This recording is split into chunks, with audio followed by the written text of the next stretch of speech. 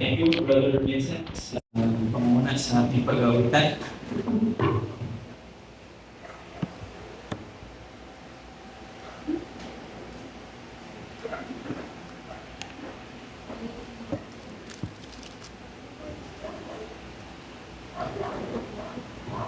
Magandang hapon, mga kapatid.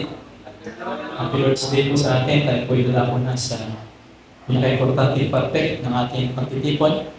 Tayo po muna sa gilid ng manalangin. Let's pray.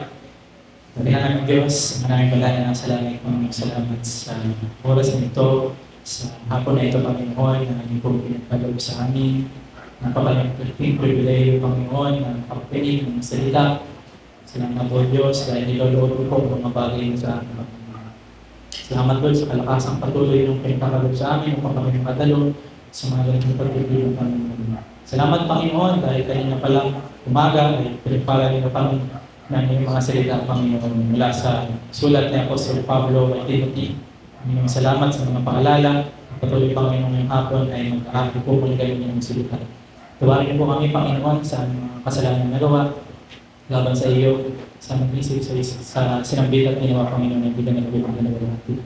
Sa aming paglapit sa iyo, Panginoon, ay puspusin po nawa kami ng Banal na Espiritu, nang sa ganun ay maintindihan namin ng iyong mga salita, Panginoon. Pangalawa niyo po, bawat isa aming salita, at hamunin kami, Panginoon, ng iyong salita, Panginoon. Sa aming pag-aaral, ay walang itong maitaas at maliwalhati. Budil ang iyong pangalan namin, Panginoon. Ito po ang dalangin sa pangalan ng aming Panginoon Jesus. Amen. Trending ngayon ang video na kung tawagin ay Asuka Challenge. Ang aim na video na ito, kung hindi ako nagkakamali, is to portray yung beauty ng Indian women and their culture sa kanilang wedding sa pamamagitan ng mga transitions and edits ng video. Bilang ang mga Pinoy, ang isa sa pinaka-active sa paggamit ng social media, maraming gumawa ng challenge na ito bilang ang mga Pinoy din ay hindi magpapahuli sa trending, ay gumawa ang iba ng sarili nilang Asuka Challenge at tinawag nila itong Piliin Mo ang Pilipinas. At ang aim naman ng video na ito is to portray yung magandang culture ng bansang Pilipinas using also yung magagandang transitions and edits sa video. Marami ang nagandahan sa ginawa ng iba na video using the theme, Piliin Mo ang Pilipinas. At marami rin yung komento sa social media na sinasabi na tsaka na daw nila pipiliin ang Pilipinas kapag mataas na ang sahod. Nakakatuwa man ang komento na ito, kasi hindi natin maikakailan o may laman at totoo yung sinabi ng tao na ito. Because Philippines o yung Pilipinas, ang ating bansa, if statistically in comparison is 50 sa ibang mga bansa, we could say ng ating bansa had a poor economy and governance. That is why sinabi ng tao na iyon na tsaka na napipiliin ng Pilipinas kapag mataas ng sahod. Marahil sinabi niya ito in context sa pagtatrabaho that working abroad is much better than working here sa Pinas. Yan marahil ang gusto niya ipabatid sa mga mababasa ng kanyang komento. Being a citizen o mamamayan ng Pilipinas, realidad dito sa atin, nararamdaman natin ito. Wala man tayong madaming benepisyong natatanggap sa iba't ibang aspeto ng ating pamumuhay dito sa Pilipinas. Unlike sa mga prosperous na bansa, kung meron tayong choice, mga kapatid, pipiliin din ba natin ang Pilipinas? Taas na pa rin ba natin sasabihin tayong mga Pilipino that we are proud citizens of the Philippines? Ayoko nang pakailanganan. Ako naman ang maging stand natin if we are proud Filipino or not. This is just for introductory purposes, but ano man ang maging sagot natin kung tayo ay proud Filipino or not, kung tayo naman ay mga Kristiyano tagasunod ni Kristo, ang paalala sa atin ng salita ng Diyos is that our true citizenship is in heaven. We Christian, we may be dwelling now in this place sa Pilipinas, but ito ay for formality, legal na lang. Because in reality, mga kapatid, our true citizenship is in heaven. Our genuine home is in heaven to live with Christ. At yan ang paalala ni Apostol Pablo sa kanyang sulat sa Book of Philippians, that the Philippian people ay meron silang Roman citizenship na merong napakalaking benepisyo sa kanila. Still, kung ikaw ay Kristiyano, anumang pakinabang ng ibigay sa iyo ng bansa kung saan ka man nakalagi, ang iyong totoong pagkamamamayan, paalala sa atin ng salita ng Diyos, ay hindi sa mundong ito, kundi sa langit. Kaya aniyahan ko yung mga kapatid na buksan nyo yung mga Bible sa Book of Philippians. Philippians chapter 3, verse 17 to 21. Philippians chapter 3, verse 17 to 21. Ako na lang po babasa, sundan nyo na lamang po. Babasahin ko ito sa ESV. Philippians chapter 3, verse 17 to 21. Ito ang salita ng Diyos, ang hindi nagkakamali salita ng Diyos. Verse 17, brothers, join in imitating me and keep your eyes on those who walk according to the example you have in us. For many of whom I have often told you, and now tell you even with tears, walk as enemies of the cross of Christ. Their end is destruction, and their God is their belly, and their glory in their shame, with minds set on earthly things. But our citizenship is in heaven, and from it we await a Savior, the Lord Jesus Christ, who will transform our lowly body to be like His glorious body by the power that enables Him even to subject all things to Himself. Pagpalain pong pagbasa ng salita ng Diyos, ang ating mensahe ngayong hapon ay pinamagatang kung ganito: Christians' genuine home. Christians' genuine home. At ang ating librong binasa o ang ating passage na binasa, ito ay sulat ni Apostle Paul sa city of Philippi. And unlike sa ibang epistle ni Apostle Paul na sumusulat siya in response sa mga oppositions at problema ng iglesia, sa Philippian epistle, isinulat ito ni Apostle Paul upang ibalita kung ano yung lagay niya sa kanyang pagkakakulong at lagay din ng mga kasama niya. Isinulat niya din ito upang magpasalamat sa mga support na tanggap niya na mababasa natin sa latter part ng chapter 4. And also, sinulat niya ito upang i-rebuke yung threat ng Judaism sa Philippian church and to encourage them na i-pursue na maging mga mature Christian. To pursue maturity. That is the main theme of this book, to be mature Christian. To the point na makakaya natin maging magalak, makakaya natin maging to rejoice despite sa anong sitwasyon na meron tayo. Katulad ni Apostle Paul na nakakulong. Doon si Apostle Paul ay nakakulong dito, still he can rejoice. Because his object of joy ay hindi sa sitwasyon na meron siya, hindi na kay Kristo. Because kay Apostle Paul, for him to live is Christ and to die is gain. And ganyan ang itsura ng isang mature na Kristiyano. At dito sa book na ito, makikita din natin yung emosyon dito ni Apostle Paul. That he is full of joy. In fact, 17 times sa binanggit ang word na joy o rejoice dito. Unlike sa book of 2 Corinthians, ang emosyon doon ni Apostol Pablo ay malungkot. Dahil pinagdududahan ng Corinthian people ang kanyang sinseridad sa paglilingkod. And also sa book of Galatians, ang emosyon naman doon ni Apostol Pablo ay nasurpresa. Dahil ang bilis talikuran ng Galatian people yung gospel. But here, sa book of Philippians, his emotion is joy, is joyful. Because Philippian church is considered as a healthy church, mga kapatid, compared sa ibang church na sinusulatan ni Apostle Pablo. And the city of Philippi ay pinangalan after kay King Philip of Macedon. Siya ay ang ama ni Alexander the Great. He's a Roman. Kaya the city of Philippi is considered as mini Rome. Mini Rome, itong city of Philippi. Lahat ng meron ang Rome, especially sa pamumuno, ay implemented din dito sa city of Philippi. Though it is a Greek country, but ito'y pinamumunuan ng Roman government. Kaya pag ikaw ay pinanganak dito sa city of Philippi, ay automatic ikaw ay Roman citizen.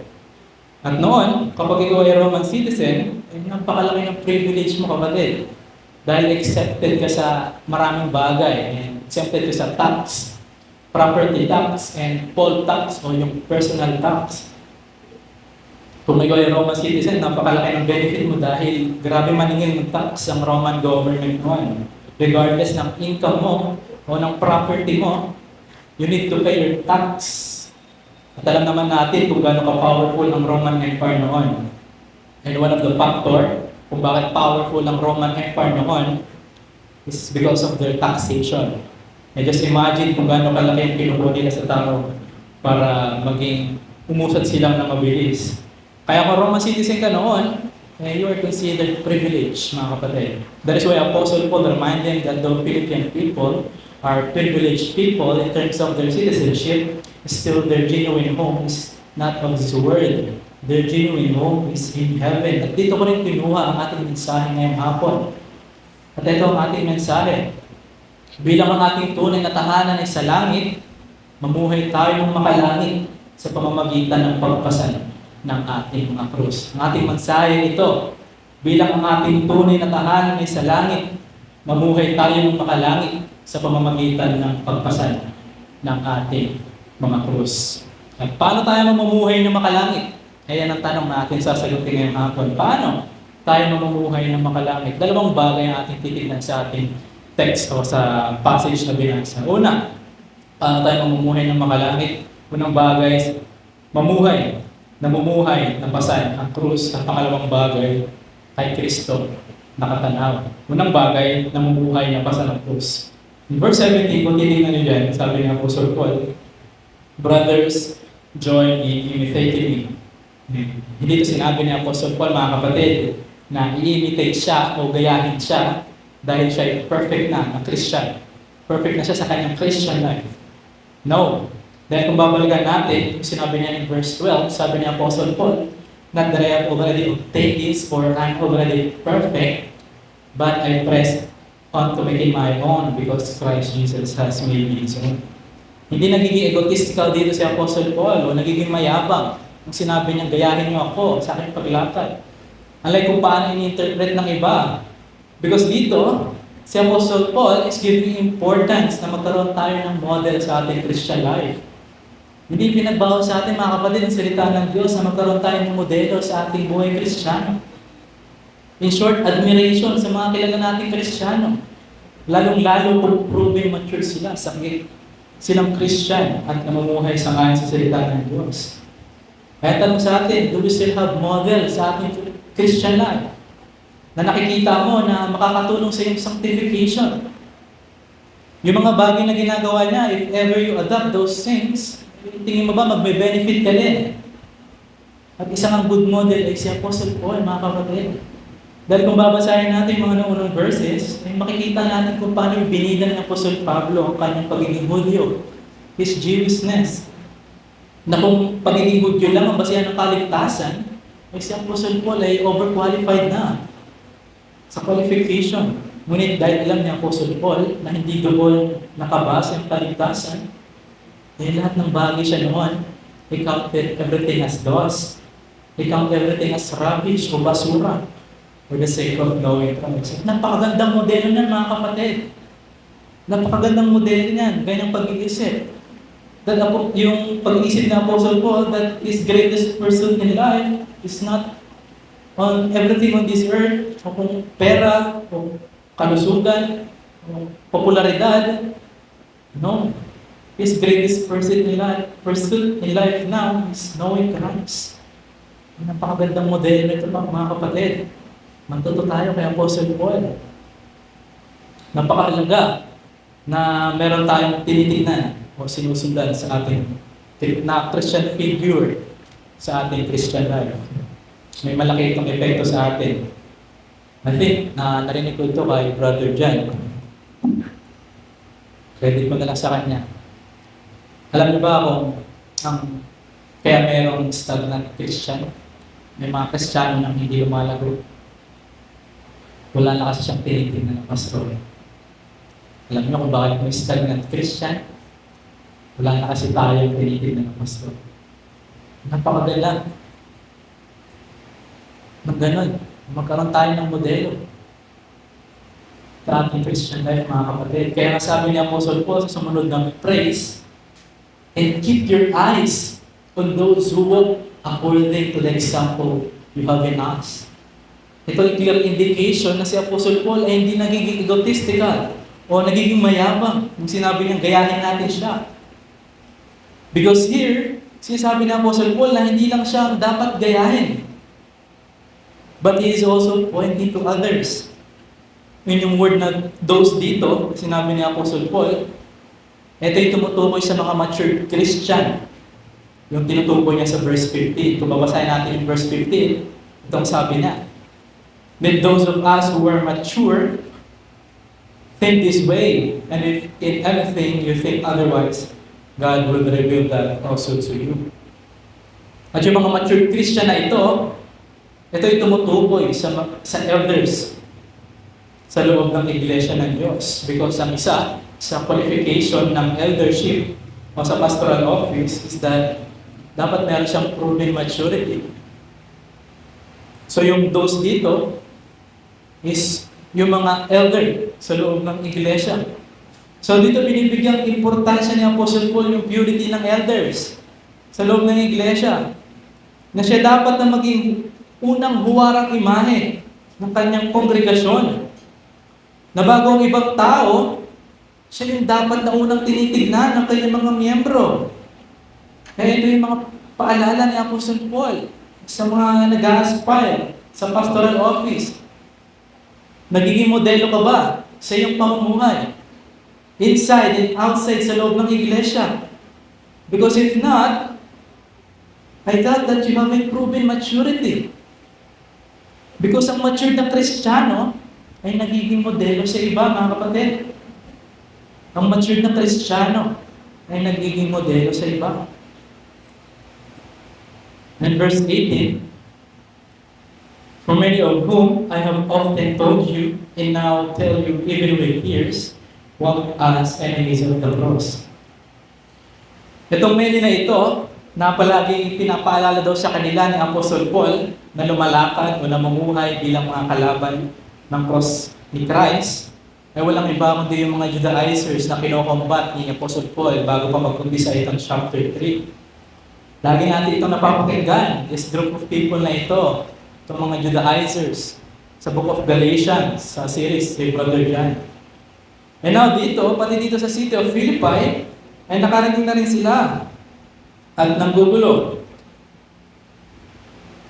At dito, ang bansal sa kanila ni Apostle Paul is enemies of the cross of Christ. Kaaway ng cross ni Kristo. Bakit kaaway ng cross ni Kristo? Why? Because they counterfeit yung gawa ni Christ. Na ang salvation ay magagampanan mo. Na ang salvation ay hindi through faith alone and grace alone. At notice mga kapatid, yung description sa kanila ni Apostle Paul. Enemies of the cross of Christ. The cross, sinisimbolo nito yung salvation. And Christ, of course, our Savior. In short, gusto sabihin ni Apostle Paul that these Judaizers are enemies of the work and person of Christ. Are enemies of the work and person of Christ. And the work and person of Christ, mga kapatid, ay napakahalaga nito pagdating sa pagtingin natin sa gospel, sa ebanghelyo ng ating Panginoon. Hindi pwedeng magkahiwalay ang dalawang ito. Hindi pwedeng work lang at walang person of Christ. O isa lang dito ang pwede natin paniwalaan. Because ang gospel o ang good news ay nasum up sa dalawang ito. Sa work and person of Christ. Kaya kung babasahin natin yung 1 Corinthians chapter 1 verse 23, sabi doon ni Apostle Paul, but we preach Christ, yun yung person, and Him crucified, that is the work, a stumbling block to a Jew and folly to the Gentiles. In 1 Corinthians also, chapter 2 verse 2, for I decided to know nothing among you except Jesus Christ and Him crucified. Hindi pwede mawala ang person and work of Christ sa gospel. Dahil pag itong dalawang ito ang nawala, ay hindi na ito mabuting balita. Kung saan ito yung pinaniniwalaan ng mga Judaizers. That is why they're enemies of the cross of Christ. Because they deny yung absolute truth ng person and work of Christ na nasatisfy yung requirement ng Diyos para ang tao ay maligtas. And they don't just deny the person and work of Christ, but meron silang sariling method kung paano maligtas ang tao. At yan ay dapat ka munang maging Hudyo. Dapat ka munang matuli. Dapat ka munang i-observe yung mga ginagawa ng mga Hudyo na very contrary sa gospel of Christ, the gospel of grace of Christ, ni Christ. The salvation comes through faith and grace alone. At hindi dahil may ginawa tayo. That is why they are considered enemies of the cross of Christ. In verse 19, makikita natin ang kanilang karakter. Sabi ng Apostle Paul, their end is destruction, their God is their belly, and they glory in their shame, with minds set on earthly things. Their end is destruction.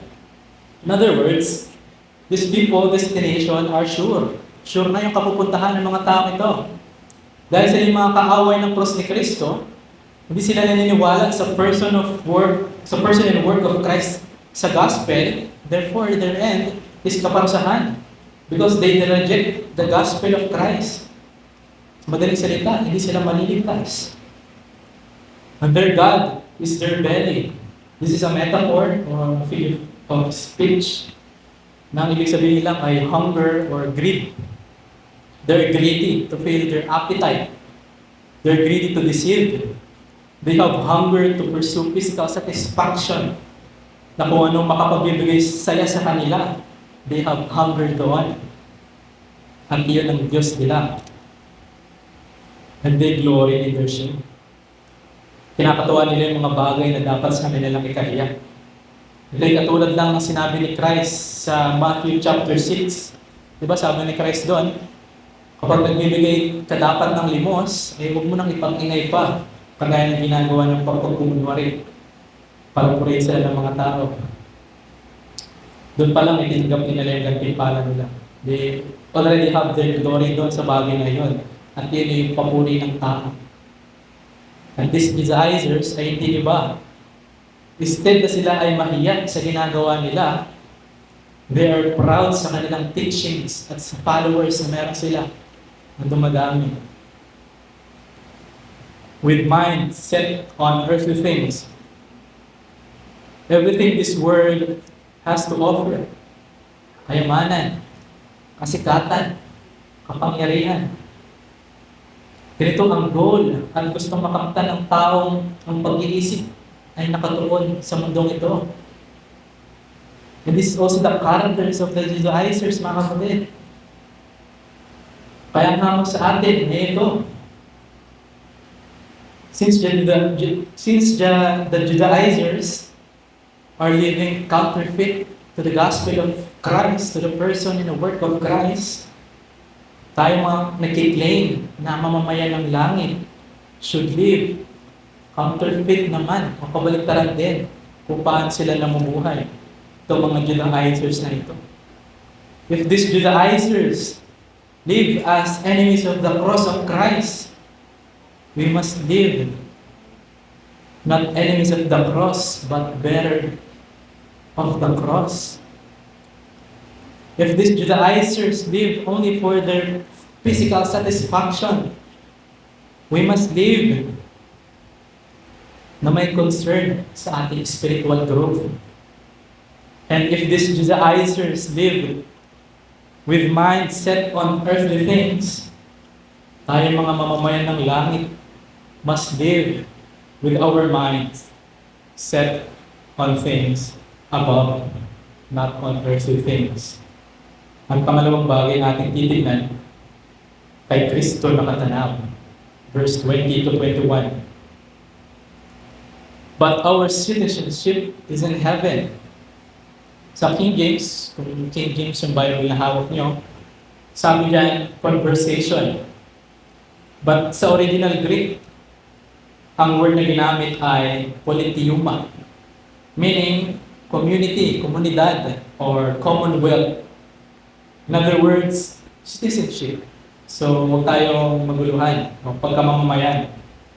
So, citizenship and conversion na ginamit sa King James ay isa lang ang meaning. Because the word conversation rather, talks about language. And language talks about ethnicity, yung lahi. And ethnicity talks about citizenship, kung saan ka mamamayan. Kaya wag po tayo malito. Ito ay parehas lang, just a matter of translation.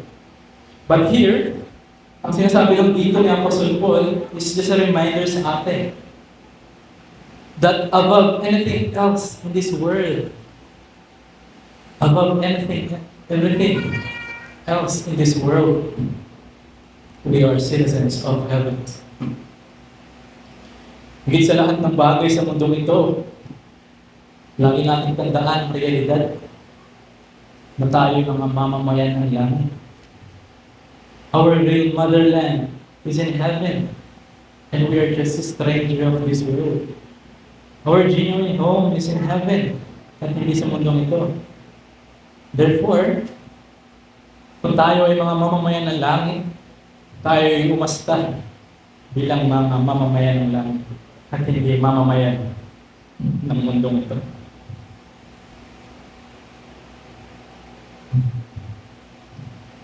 But our citizenship is in heaven, and from it we await a Savior, the Lord Jesus Christ.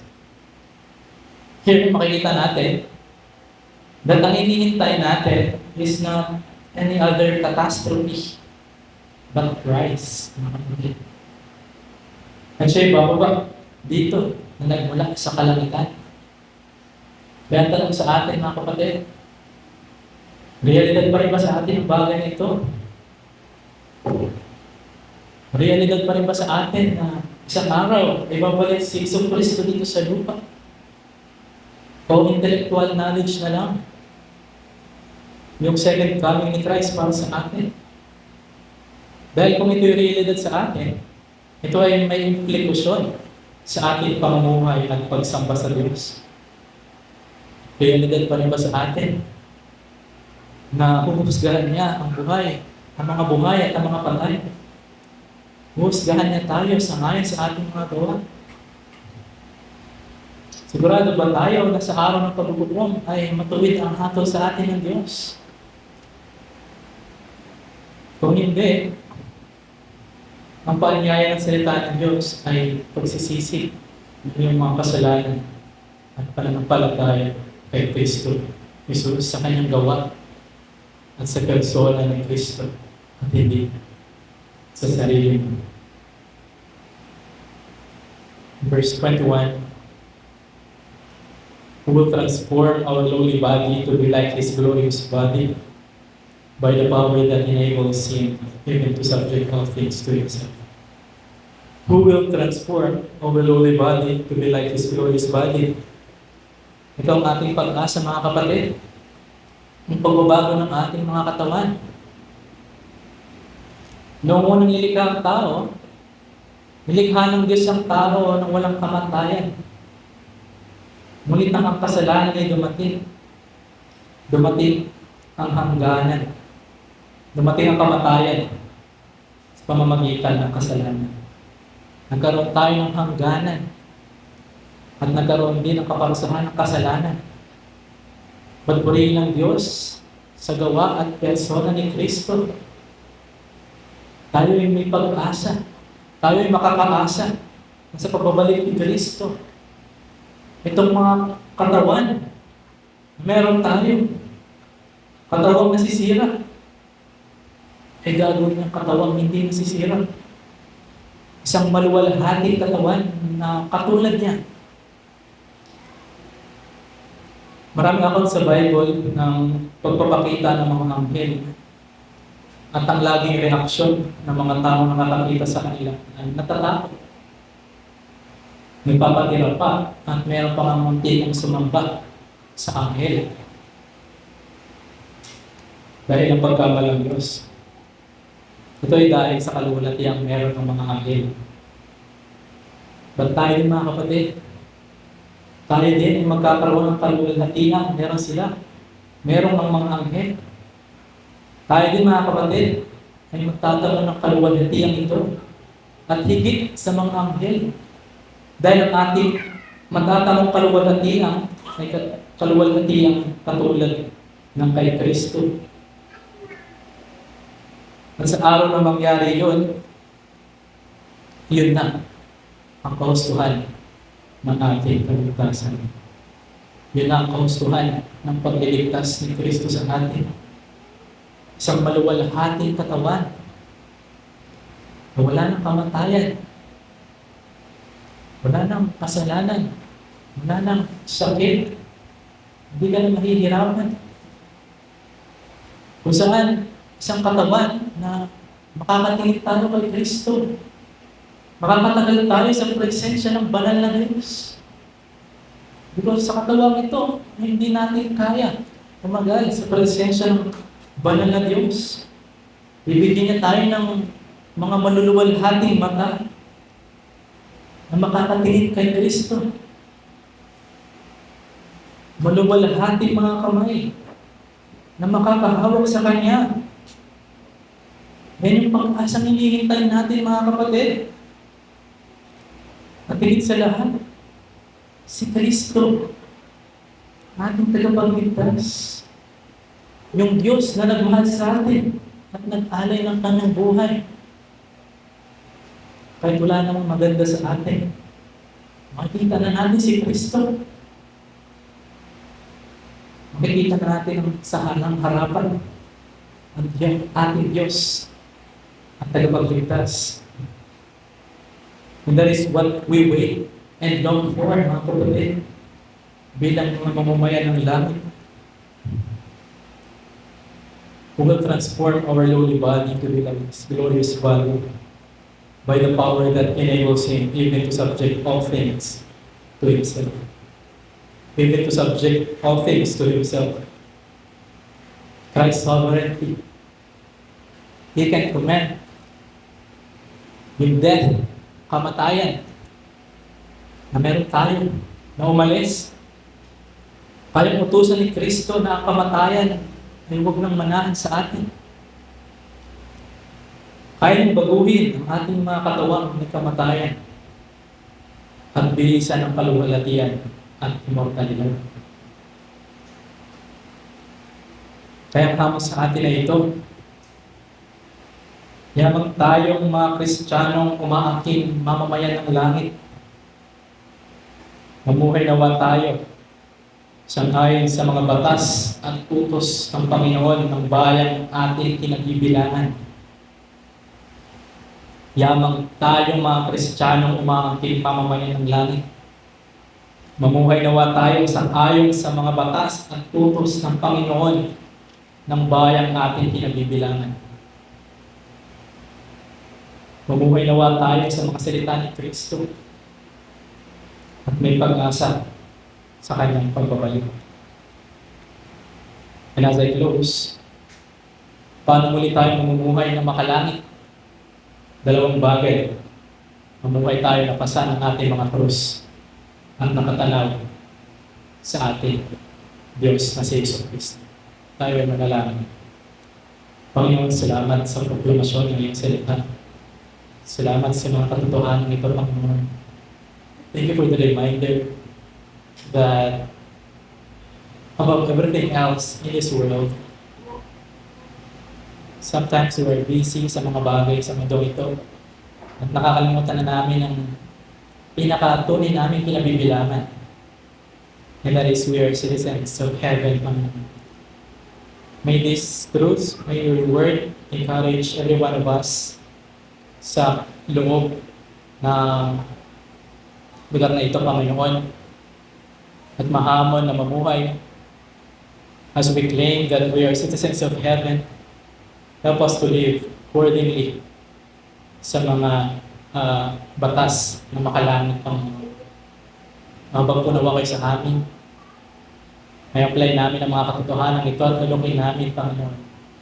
At bawalin namin sa isang lingkong daraan, Panginoon. That above everything else in this world, first, we are citizens of heaven. We praise you, Panginoon, at we thank you sa lahat ng mga bagay na ito. Purihin ka, Panginoon. Ito po ang dalangin sa pangalan ng Panginoon Jesus. Amen.